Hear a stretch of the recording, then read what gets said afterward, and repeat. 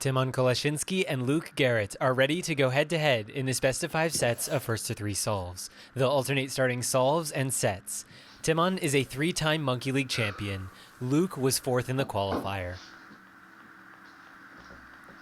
And here's Tymon starting his first solve.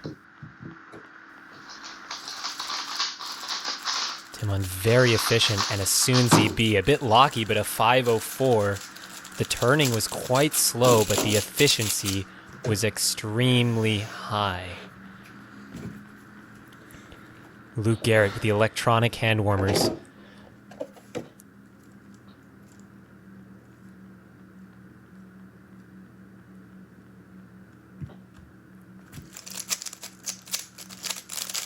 Oh, and Luke's locky.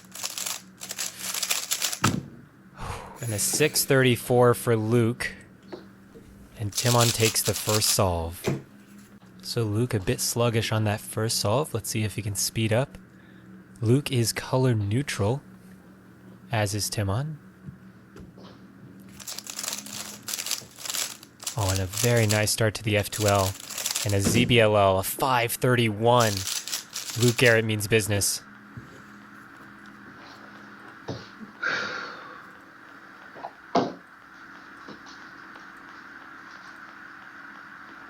Tymon taking a close look at this scramble.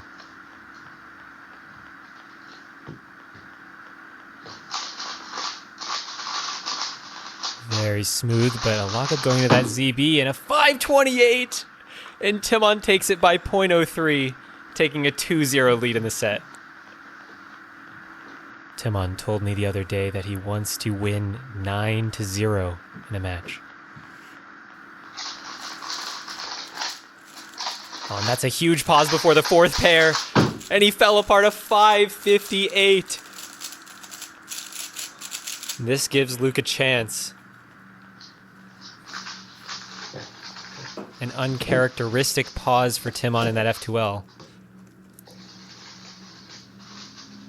But Luke still has to be very, very fast to win this solve.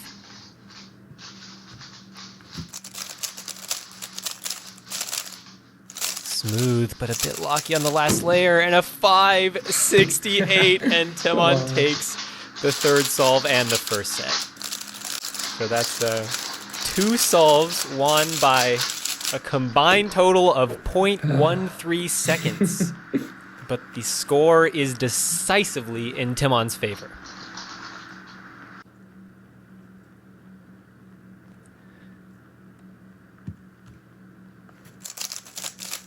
Oh, and that was a fantastic green F2L by Luke, but it's slowing down at the end. And a slow ZB, a 680. It looked good on those first 2 pairs, but something went wrong there in the next 2, and then the last layer was a bit sloppy. Tymon has won all 3 solves. Can he keep the streak going? Oh, he's doing green as well. It's a bit locky, and an A-perm, a 527. And Tymon wins the solve. Tymon's worst solve of the match so far is 558. He has been very solid, quite low variance. Tymon really wants to beat his PR match median today of 535. Oh, and Tymon messing up that F2L, but some pseudo there at the end, and a locky ZB, a 585. How is that sub 6? Even when everything goes wrong for him, it's still a good time. But in Tymon's mind, he's leaving the door open for Luke to take the solve.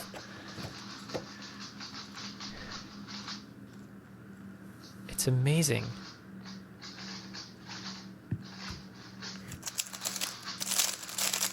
Tymon. Oh, and Luke with a 573, and he takes his first solve of the match. Oh my. Okay. So Tymon won one with 0.1 seconds, and now Luke wins one by 0.1 seconds. Let's see if Luke can maintain the momentum. It's a tied set. Anything is possible.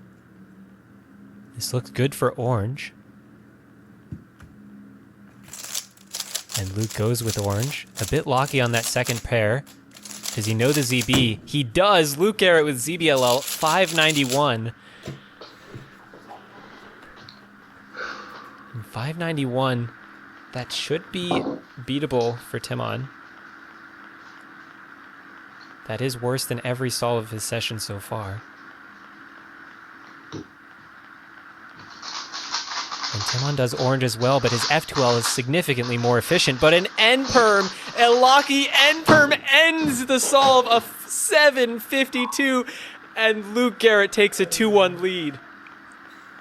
A disastrous N-perm, and Tymon is having flashbacks. His F2L was excellent. The OLL looked good, and then the PLL, the N permutation, the worst algorithm ever conceived. Tymon down 1-2. He looked so dominant in that first set, but that last solve did not look good.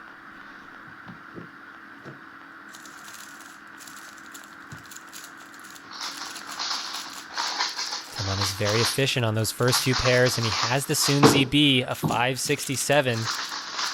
Tymon's turning is not as clean as he wants it to be, and he feels that he's giving Luke an opportunity to take this set.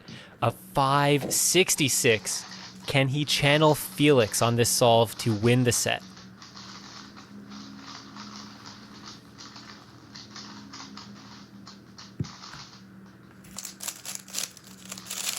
He's locky on that third pair. The OLL, where's the PLL? A 570! A 570, and he just missed it.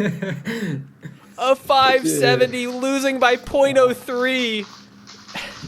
And we have a match, 2-2. The solves have been so close. And Luke will start the final solve of this set. He had a chance, but he let it slip away by 0.03 of a second. Can he stay focused and throw down a fantastic time here? Or will he go down 2-0? Luke Garrett using all of his inspection, and a huge pause there on the third pair. Oh no, and he fell apart. The pressure of the moment got to him. A 704, leaving the door wide open for Tymon.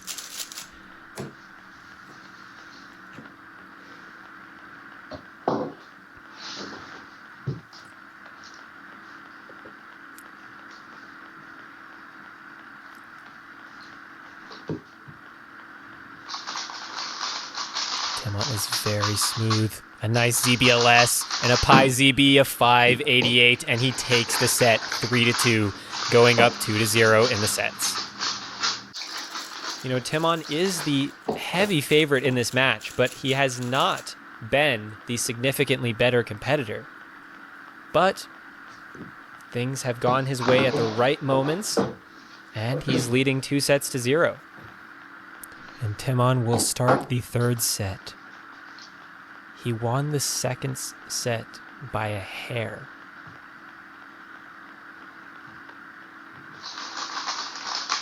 Wow, an amazing F2L by Tymon and a nice ZB of 471. That's more like it. Luke has activated the demon within Tymon. And now he'll need to raise his level once again to keep pace.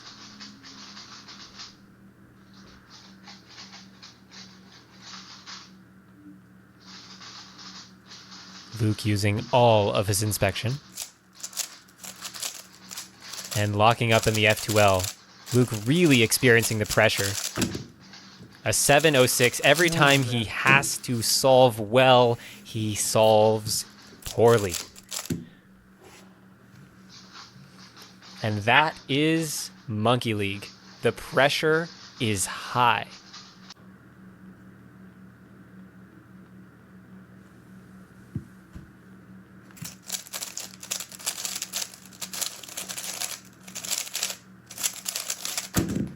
And Luke was a bit sloppy in the F2L, a 617.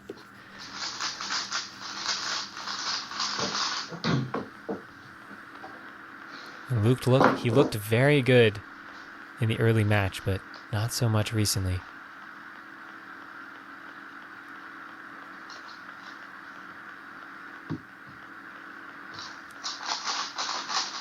Wow, an amazing F2L that deserves a rewatch. A 5:03, a beautiful F2L. Check out monkeyleague.org to see that scramble. Rewind that video and take a look at the solution that Tymon did there. It was truly mesmerizing and a very smooth ZB to finish. And Tymon, this solve is for the match.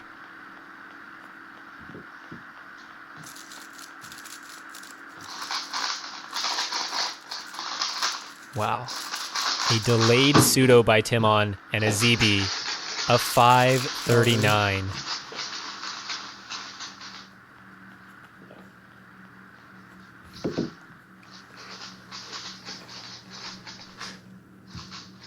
And Luke needs a 5:38 or better to stay in this match. He's shaking his head. Luke, focus. A smooth Z. Oh, but he's fumbling on the F2L, and the ZB's too slow. And every time Luke needs it, he can't find it. Tymon Kolasiński wins the final set 3 solves to 0, winning the match 3 sets to 0. Tymon. Oh yeah, high five. Hold on. There you go. Yeah, let's go. Cool. That's good. And now, let's go to the competitors for an interview. Tymon and Luke, you have both faced many times, and the first set was quite close. So we had a .03 victory in the second solve and a .10 victory in the third solve. Luke, can I get your thoughts on that first set first?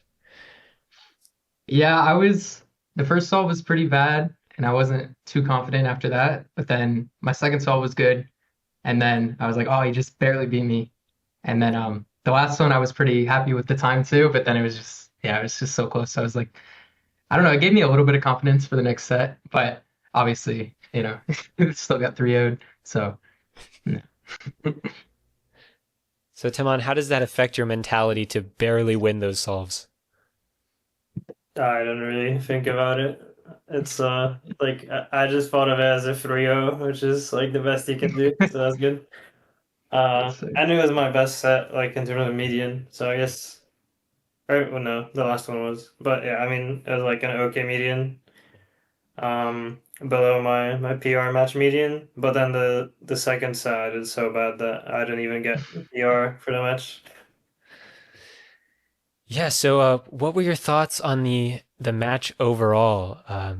That second set you said was really bad. You had an N perm on the third solve, and then the fourth solve you won by .03. Yeah, I mean, I think that set I did 2 CFOP solves maybe, or at least that one with the N perm I did CFOP because I predicted 3 pairs, but then the way I planned them, I was like forcing 3 movers, but that made it so I couldn't make my last pair like either of the front slots, and I think it was a 3 mover on the last pair or something, so I was like, okay, I'll just do 3 moves instead of like rotating to do ZBLS. Then I got the OLL into N perm. It's like, okay, what can you do? And then I think some of the other solves had some bad cases as well, but I don't know, I just wasn't solving great. So Luke, I noticed a pattern with your solves. It seemed that every time you had like an important solve, or like when Tymon got a 4, you had a hard time with inspection. Could you introspect? Like, what do you think is going on there? Yeah, I don't know. So, well, okay, so I did have a lot of trouble. I felt like there were just a lot of like bad scrambles. And that's kind of unusual as like a color neutral solver. Usually there's something pretty easy on at least one of the colors. I felt like there were a lot of scrambles, especially on that last set. I was just having a really hard time for some reason in inspection, just finding stuff. And then I wasn't looking at Timon's solves, so I didn't know like what times he was getting. Oh, okay. Yeah, so it must have just been coincidence, but like, yeah, I don't know. So Timon was able to find stuff that I couldn't find, but yeah, it was that was kind of how I felt about those. Yeah. Ironically, I felt like one of the best scrambles was probably the 7, but then because it was so good, but I'm not good enough to like fully take advantage and to look it, I ended up trolling it. So Good. Interesting. Yeah, so Timon, were you paying attention to what times Luke was getting in the match? only if I was getting first or if it was like after myself. Yeah, like same here. Yeah. Okay, that's interesting. That does seem to be a consistent strategy that people use. And I've received a lot of comments on YouTube asking, like, why don't the competitors look at the other solve to like gain extra information? Could Timon, could you start by explaining why you don't do that? I mean, for me, it's just like it's more fun to like compete in a format like this where it's 1v1, but it's still not a direct competition like tennis or something where what you do has an effect on the opponent. Like you're still both just solving your best and seeing who gets the better time. So like I think in 99% of cases it doesn't really matter what the opponent is getting, like your strategy should be the same. So there's no point like thinking about it before you solve and getting it in your head. Interesting. Luke, what are your thoughts on that topic? Yeah, for me it's like I mean best case scenario, I see his time and it's like I don't know, like a 6, like a mid 6 or something and I'm like, okay, I could probably beat that. But then and I should beat that time, but it's like if I see it, it's just going to put so much more pressure on myself to beat it that I'm just going to get way more nervous to beat it when really being in the dark is a lot more advantageous for me just because you just assume like you just like assume he did good every time basically, and you just solve your best no matter what. So you don't have to safety a good time or something. You just try your best. Yeah. That makes sense. Yeah, so those are all the questions I have. You guys are both Monkey League veterans, but this season we have switched to 4-pad. We have a much longer season ahead.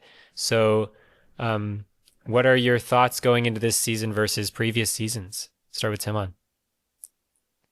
It's nice competing on even ground with 4-pad. And Luke? Um, it's I'm excited. I like Monkey League. It's cool. It's weird to see like the first Monkey League. I was a lot younger than I was now, and like even the last one was probably like 2 years ago now. So I don't know. It's kind of a cool moment to still be competitive enough to qualify and to compete in this format. And with the 4-pad and stuff, it's like I don't know. It's just an extra thing to do. But Monkey League's always different than like a WCA competition, so it's not unusual to be under kind of different circumstances competing. So yeah, it's interesting, and I'm enjoying it.